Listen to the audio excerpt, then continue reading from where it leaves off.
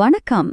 1987ல மும்பைல நடந்த கொஞ்சம் கூட பிசுறு தட்டாத ஒரு அட்டகாசமான கொள்ளை சம்பவத்தை பத்தி தான் இன்னைக்கு நாம அலச போறோம். இதுல இருக்கிற ஒரு ட்விஸ்ட் என்ன தெரியுமா? இந்த மாபெரும் கொள்ளையில அவங்க பயன்படுத்தின மெயின் ஆயுதம் துப்பாக்கி கிடையாது. ஆமாங்க, வேற ஏதோ ஒன்ன வச்சு மொத்த பேரையும் ஏமாத்திருக்காங்க. அது என்னன்னு தெரிஞ்சுக்கலாம் வாங்க. ஒரு கச்சிதமான குற்றத்துக்கு ஆயுதங்கள் தேவையில்ல. வேலை தேடும் சில நம்பிக்கையற்ற மனிதர்களே போதும். சரி, இத பத்தி நாம கொஞ்சம் டீப்பா பார்க்கலாம். இந்த ஒரு வார்த்தையில தான் அந்த மொத்த மாஸ்டர் பிளானோட அடிப்படை உளவியலே அடங்கியிருக்கு. முதல்ல அந்த நண்பகல் நேரத்துல என்ன நடந்துச்சு அப்படிங்கறத பார்க்கலாம். அந்த சிச்சுவேஷனை அப்படியே கொஞ்சம் இமேஜின் பண்ணி பாருங்க. மும்பைல மதிய நேரம், வெயில் சும்மா மண்டைய பலக்குது. வெளியில மக்கள் எல்லாரும் அவங்கவங்க வேலைய பரபரப்பா பார்த்துட்டு இருக்காங்க. ஆனா அந்த டிபிசி ஜுவல்லர்ஸ்குள்ள மட்டும் நேரம் அப்படியே உறைஞ்சு போய் நிக்குது. அதுக்கு காரணம் மோகன் சிங். ஒரு கச்சிதமான சஃபாரி சூட் போட்டுக்கிட்டு முகத்துல எந்த ஒரு எக்ஸ்பிரஷனும் இல்லாம ஒரு பெரிய அரசாங்க அதிகாரிக்கே உரிய மிடுக்கோடும் தோரணையோட நிக்கிறான். அவனுக்கு முன்னாடி அந்த கடையோட ஓனரான 50 இயர்ஸ் பிரதாப் ஜவரி பயத்துல அப்படியே நடுங்கி போய் நிக்கிறாரு.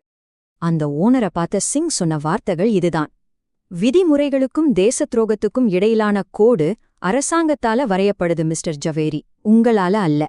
இது எவ்வளவு ஷார்ப்பான ஒரு டைலாக் பாத்தீங்களா? இந்த ஒரு சிங்கிள் வரியிலேயே அந்த ஓனரோட மொத்த எதிர்ப்பையும் சிங் அப்படியே சுக்கு நூற உடைச்சிட்டான். அடுத்ததா நாம பார்க்க போறது அந்த அதிகாரத்தின் மாயை. தனக்கு இல்லாத ஒரு பவரை சிங் எப்படி மாயையா உருவாக்கணும்னு இது ரொம்ப தெளிவா காட்டுதுங்க. ஒரு பக்கம் தன்னோட கடையில கரெக்டா கணக்கு வழக்குகளை மெயின்டைன் பண்றேன்னு சொல்லி கெஞ்சுற ஒரு சாதாரண குடிமகன், இன்னொரு பக்கம் போலியானதா இருந்தாலும் அரசாங்கத்தோட சிபிஐ அதிகாரி அப்படின்னு காட்டுற அந்த சீஸ்மெண்ட் ஆர்டரோட பிரம்மாண்டமான பவர். இந்த ஒரே ஒரு பேப்பர் அந்த ஜவேரிய முழுமையா முடக்கிடுச்சு. அடுத்தடுத்து என்ன நடக்குது தெரியுமா? சிங் தன்னோட ஆர்டர்ஸ மின்னல் வேகத்துல கொடுக்கறான். ஃபர்ஸ்ட், சிசிடிவி கேமரா கனெக்ஷனை கட் பண்ணுங்க. செகண்ட், செக்யூரிட்டி கார்ட்ஸ் கிட்ட இருக்கிற துப்பாக்கிகளை வாங்குங்க. தேர்ட், தங்கத்தை எல்லாம் கவர்மெண்ட் எவிடன்ஸ் பாக்ஸ்ல பேக் பண்ணுங்க. இன்னும் 5 நிமிஷத்துல தங்கம் கணக்குல வரலன்னா அது கடலுக்கே சொந்தமாகிடும்னு ரொம்ப ஹார்ஷா வார்னிங் கொடுக்கறான். சான்ஸே இல்ல. என்ன ஒரு வேகம், என்ன ஒரு ஆளுமை! சரி, இப்போ இந்த 26 அறியாத கூட்டாளிகள் எப்படி உள்ள வந்தாங்கன்னு பாப்போம். இது எப்படி கொஞ்சம் கொஞ்சமா பில்ட் ஆகுதுன்னு இப்ப பார்க்கலாம். சிங் சொல்ற ஆர்டர்ஸை எந்த கேள்வியும் கேட்காம பெர்ஃபெக்ட்டா செய்யற அந்த 26 இளைஞர்களை பத்தி தான் நம்ம பேசிட்டு இருக்கோம். நேத்து மெட்டல் டவர்ஸ்ல ஒரு ஸ்ட்ரிக்டான ஜாப் இன்டர்வியூ அட்டென்ட் பண்ணாங்க. இன்னைக்கு தேசத்தோட ஹீரோக்கெல்லாம் நினைச்சுக்கிட்டு அந்த கடையோட வாசல்களை பாதுகாத்துட்டு இருக்காங்க. அந்த நிமிஷத்துல அவங்க ஒரு மிஷன் மாதிரி செட் ஆகி தங்களை அறியாமலேயே ஒரு பெரிய கொள்ளையில பார்ட்னரா மாறிட்டாங்க. அவங்க ஏன் சிங் சொன்னது அப்படியே பிளைண்டா செஞ்சாங்க? அதுக்கு பின்னாடி இருக்கிற சைக்காலஜி ரொம்ப சிம்பிள். ஒன்னு, அந்த அதிகாரத்தை பார்த்ததும் அவங்களுக்குள்ள வந்த ஒரு மரியாதையும் பயமும். ரெண்டாவது, ஒரு பெர்மனன்ட் வேலை கிடைக்காதா அப்படிங்கிற அந்த ஒரு ஏக்கம்.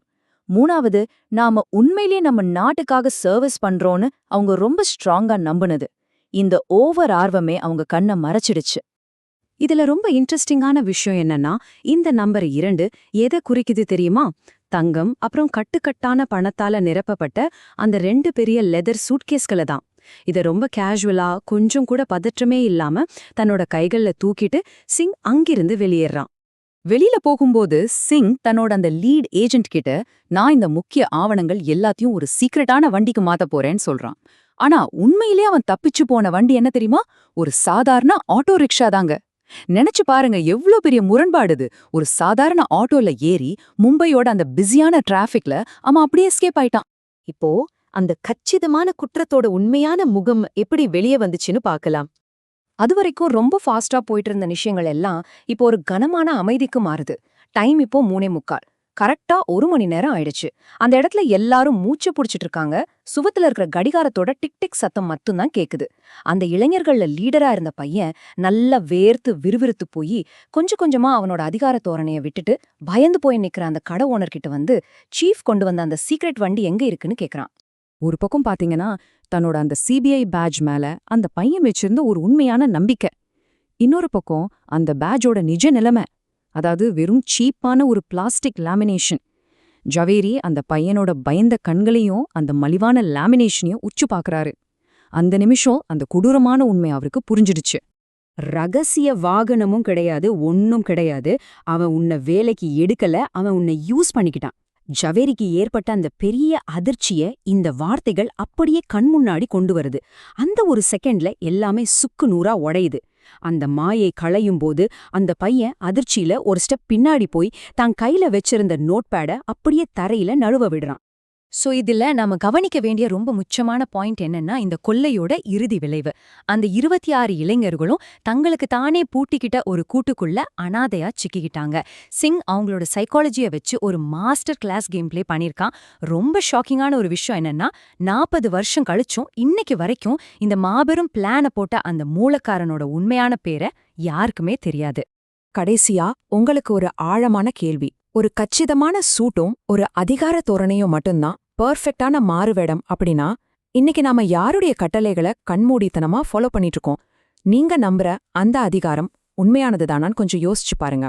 இந்த ஒரு சிந்தனையோட இன்னைக்கு நம்ம அலசல முடிச்சுக்கலாம். மீண்டும் ஒரு சுவாரஸ்யமான தலைப்போட சந்திப்போம்.